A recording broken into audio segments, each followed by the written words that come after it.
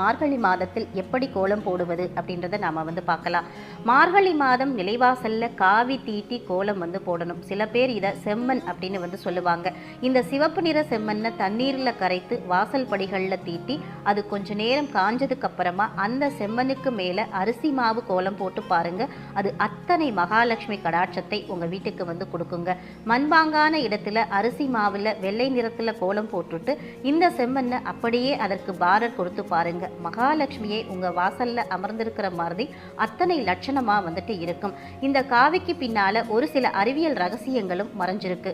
அந்த காலத்துல குடிசை வீடுகள்ல காவி தீட்டி கோலம் போட்டா பூச்சி பொட்டுக்கால் அண்டாது அப்படின்றதுக்காக இதை பின்பற்றினாங்க.